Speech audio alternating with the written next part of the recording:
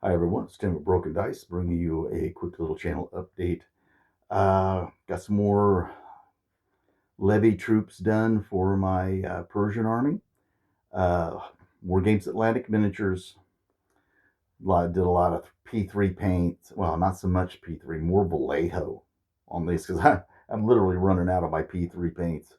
Um, then I'm going to stick kind of keep going with more and more Vallejo because I got a bunch of that to use up. But anyway, I like the miniatures. As you can tell, I tried some freehand on the shields. Not very good. Of course, then again, I don't know how good you could make some of that stuff painting freehand on wicker or a base piece of leather anyway. But anyway, I guess it depends on how artistic you were. But I got these guys finished up. Yeah, so I've got a whole division now that I've painted up, ready to put on the table.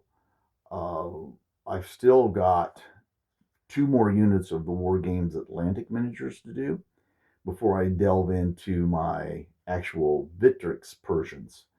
Um, this is going to be a massive army, massive. It's yeah. I've As you can tell, without my new stuff. Let me move the camera just a bit. As you can tell over here, these are all my Persians that I have done right now. These are all my old ones. These are old models from, what was it? War Games Factory. They had one time they had a problem with their manufacturer because on the sprues they had this short, stubby little arm, so they couldn't like really sell them, put them in like a box set or anything. So they just dumped a bunch of them and said, "Here, you can have them for I forget what it was, some unridiculous price." So as far as miniatures goes, they're okay. And so I bought tons of these guys for next to nothing. I got 90% of what's on this table for like $20.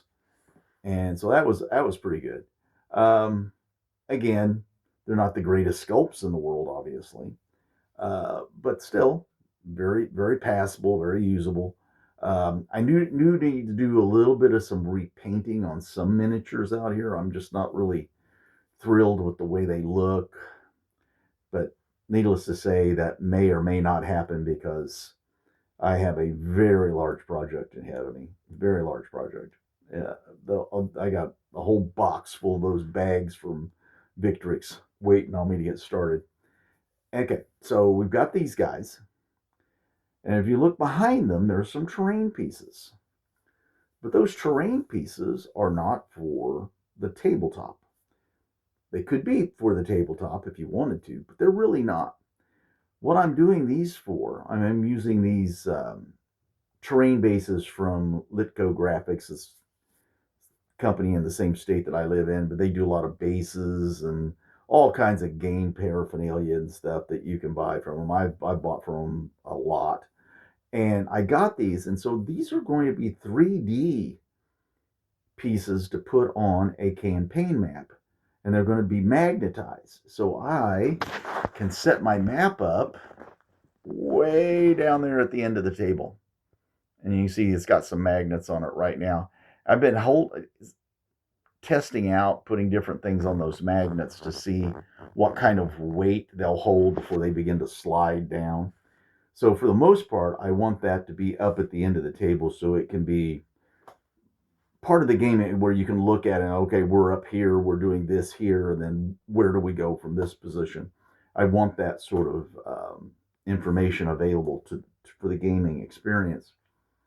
And then, speaking of terrain, I've decided that my 28 millimeter gaming table, my gaming table I use for my 28 millimeter models, I should say, I thought I needed a mountain pass. Something, not a specific mountain pass, but just something fairly generic and imposing that I can put on the table. And I'm going to pause the video and I'm going to take you over to my workstation and show you what I've got going on. All right, so here we are over at my little workstation. Uh, Obviously, these are just little foam, styrofoam tiles cut to a shape more like a ziggurat or stepped pyramid look to it. And that's because I want it to be usable for troop types. The whole thing won't be usable, but there'll be a lot of it that will be. And so I want that to be part of the games as well. Now, if you look on this far left, you can see this flat cutout that's bordered by the stones and then the end of the piece. That's going to represent some sort of mountain pass, whatever mountain pass, like the ones at Thermopylae, different places where troops were able to use a hidden pass to get around. It's going to be it's generic, and it's not going to be something that's going to be available for every game. Obviously, it'll be dependent upon the scenario we're playing, whether that's going to be available. And I'll have movable terrain that I could put on it to block it if necessary, just for the looks. But you can see I've got some of the stones painted up. Um, yeah, these are just that plaster molds and stuff. And I got trees and brush, ground cover still to go, lots of stuff. Yeah, got a lot of things I want to do to this thing before it's ready to go. And then down here, I have a smaller piece. Whoa, don't want to trip over nothing.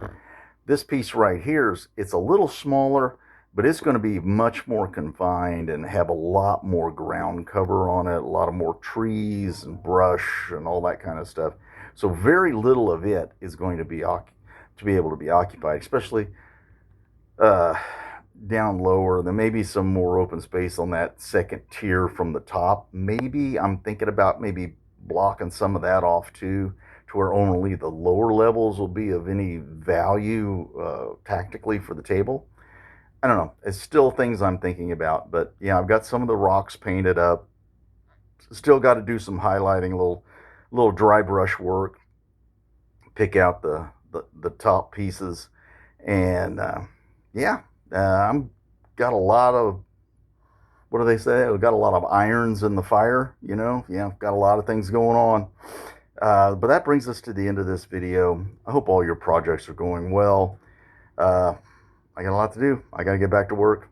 So everybody stay safe, stay well, and I'll see you next time.